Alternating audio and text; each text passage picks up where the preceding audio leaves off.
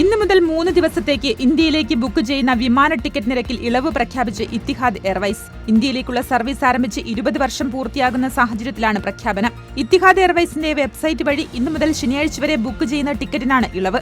October 1 മുതൽ March 15 വരെയുള്ള യാത്രകൾക്ക് ബുക്ക് ചെയ്യാവുന്നതാണ്. 2004 സെപ്റ്റംബർ 26 മുംബൈയിലേക്കായിരുന്നു ഇത്തിഹാദ് എയർവൈസിന്റെ ഇന്ത്യയിലേക്കുള്ള ആദ്യ സർവീസ്. വെള്ളം പാഴാകുന്നത് തടയാൻ ഏകീകൃത സംവിധാനമൊരുക്കാൻ അബുദാബി. ഉത്പാദനം മുതൽ വിതരണം വരെയുള്ള ഘട്ടങ്ങളിൽ ഒരു തുള്ളി വെള്ളം പോലും പാഴാക്കാതിരിക്കാൻ ഏകീകൃത സംവിധാനം ആവിഷ്കരിക്കുകയാണെന്നും ഉടൻ പ്രഖ്യാപിക്കുമെന്നും അധികൃതർ വ്യക്തമാക്കി. ജലനഷ്ടം നിരീക്ഷിക്കാനും സംവിധാനത്തിന് സാധിക്കും. നൂതന സംവിധാനം നടപ്പാക്കുന്നതോടെ സേവന നിലവാരം മെച്ചപ്പെടാനും ഉപഭോക്താക്കളുടെ നിരക്ക് കുറയ്ക്കാനും സാധിക്കും. ദുബായ് ഏവിയേഷൻ ഫ്യൂച്ചർ വീക്കിന് ഒക്ടോബർ 15 തുടക്കമാകും. Emirates airlines, museum of the future എന്നിവ സംയുക്തമായാണ് ഏവിയേഷൻ ഫ്യൂച്ചർ വീക്ക് സംഘടിപ്പിക്കുന്നത്.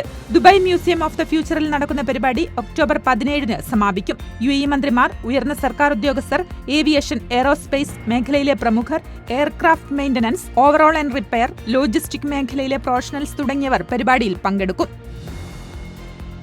ഗസയിലെ അസുഖബാധിതരായ 21 കുട്ടികൾക്ക് ആശ്വാസം പകർന്ന UAE. മധുരം വിതരണം ചെയ്തും ഭക്ഷണം നൽകിയും മാജിക് ഷോ സംഘടിപ്പിച്ചുമാണ് എമിറേറ്റ്സ് ഹ്യൂമാനിറ്റേറിയൻ സിറ്റി എന്ന സംഘടന ഗസയിലെ അസുഖബാധിതരായ കുട്ടികൾക്കൊപ്പം ചേർന്നത്. കാർട്ടൂൺ കഥാപാത്രങ്ങളെ അവതരിപ്പിച്ചും പരിപാടിയിൽ കുട്ടികൾക്ക് മാനസിക പിന്തുണ നൽകി. UAE നൽകിയ സ്നേഹത്തിലും സന്തോഷത്തിലും കുട്ടികളും അവരുടെ അമ്മമാരും നന്ദി അറിയിച്ചു.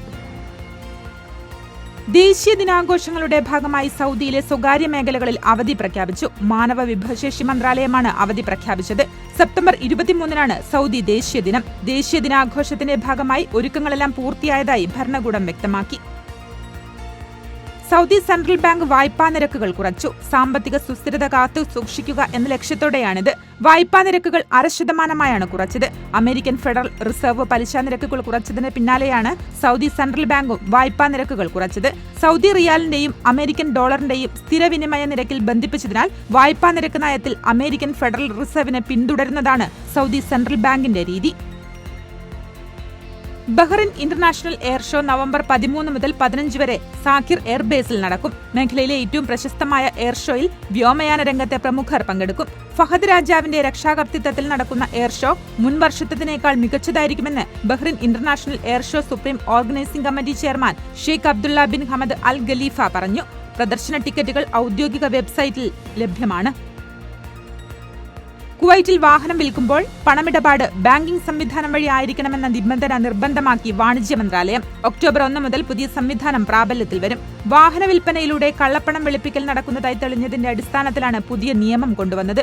ഒക്ടോബർ 1 മുതൽ വാഹനം വിൽക്കുമ്പോൾ അതിന്റെ തുക ബാങ്ക് വഴി ട്രാൻസ്ഫർ ചെയ്യണം. തുക നേരിട്ട് പണമായി കൊടുക്കാൻ കഴിയില്ല. അതിന്റെ രേഖ സഹൽ ആപ്പ് വഴി ഗതാഗത വകുപ്പിൽ സമർപ്പിച്ചാൽ മാത്രമേ ഉടമസ്ഥാവകാശം കൈമാറ്റം ചെയ്യാൻ സാധിക്കുകയുള്ളൂ.